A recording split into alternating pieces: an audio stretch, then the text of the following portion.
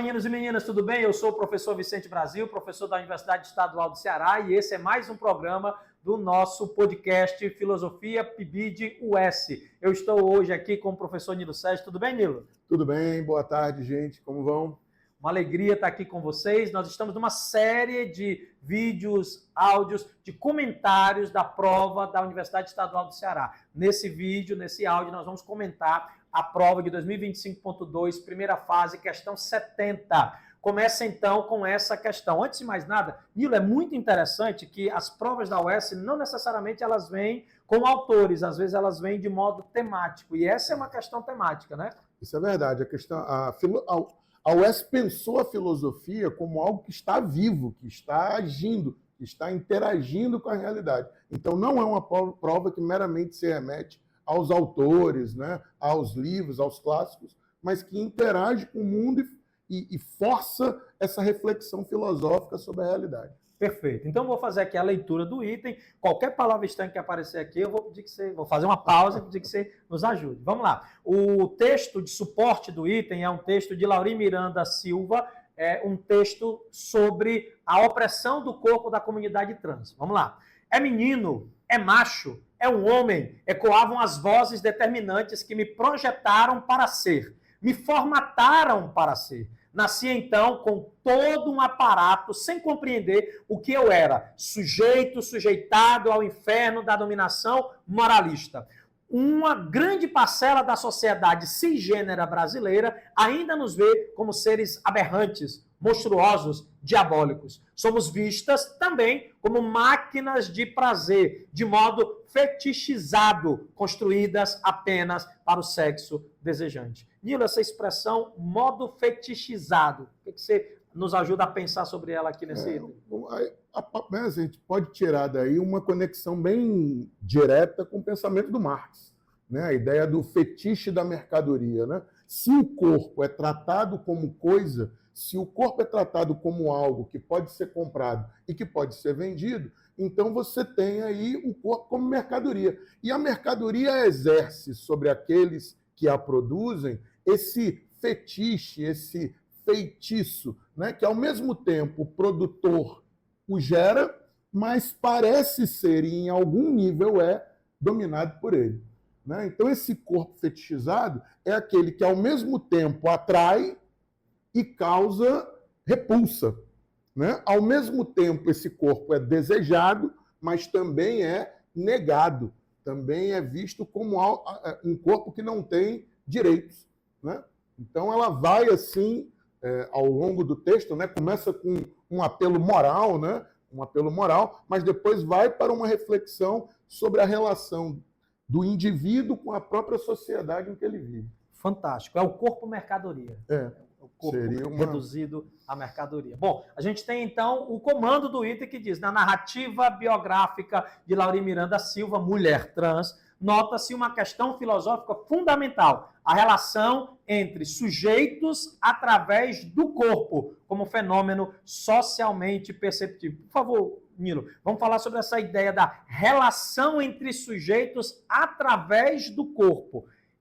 É como se ele estivesse demonstrando que o corpo é um componente fundamental nessa relação social. Ou seja, dependendo do corpo que eu tenho, do corpo que eu habito, do modo que eu interajo com o meu corpo, a sociedade vai me tratar diferente, é isso? Só podemos existir através do nosso corpo, né? Não há outra forma de existência, né? Então, nesse sentido, você tem a materialização no corpo da pessoa de todas essas lutas e conflitos sociais, né? De essa diversidade de valores e de formas de compreensão do que é viver adequadamente ou não na vida social. Porque, assim, é muito importante resgatar esse elemento moral e moralista que está presente na crítica que ela faz, né?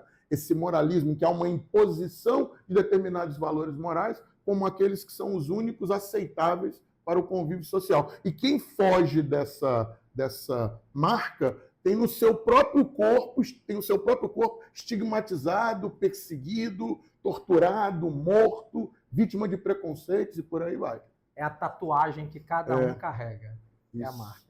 Bom, a gente tem um comando para o item. Vê se você me ajuda, então, para identificar qual seria essa alternativa válida. diz aqui, na perspectiva exposta na citação, é correto afirmar que... Aí vamos lá. Alternativa A, há sempre uma identidade entre o sujeito, o seu corpo e as expectativas sociais sobre o corpo do sujeito?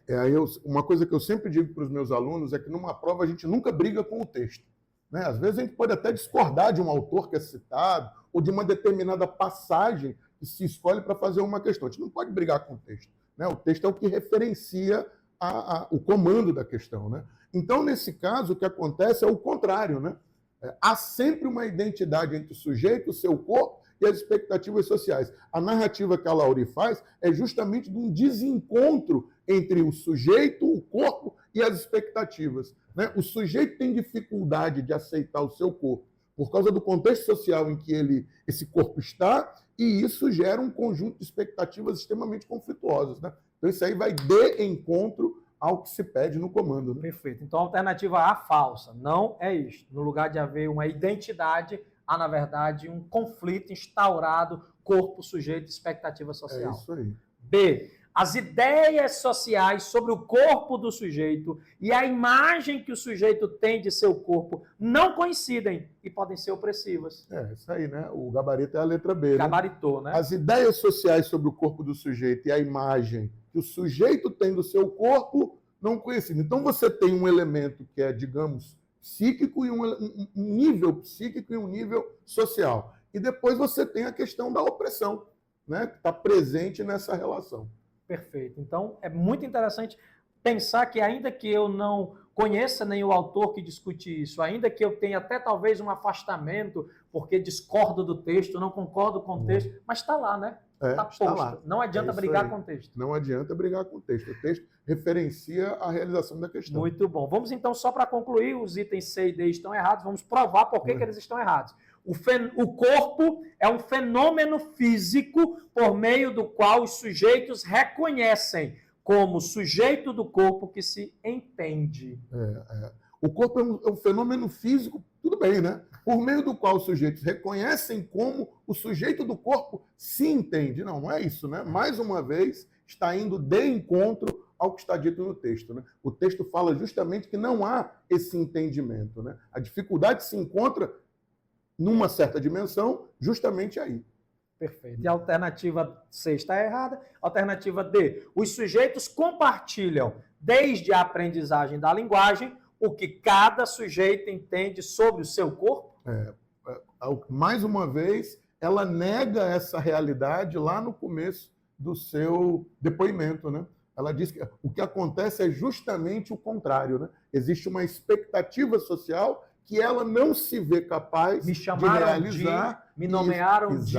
E isso gera um sofrimento, e um sofrimento que é um sofrimento psíquico, individual, mas também uma condição social negativa, de perseguição, né? De incapacidade de realizar aquelas expectativas que as pessoas, a família, a sociedade, enfim, tinha sobre a pessoa, né? Perfeito. Alternativa D, falsa. Então, este item 70 da prova 2025.2 de Filosofia da UES, é a alternativa verdadeira, alternativa B. Obrigadão, Nilo. Obrigadão a todo mundo. A gente se vê no próximo programa. Tchau, tchau. Um grande abraço. Tchau, gente.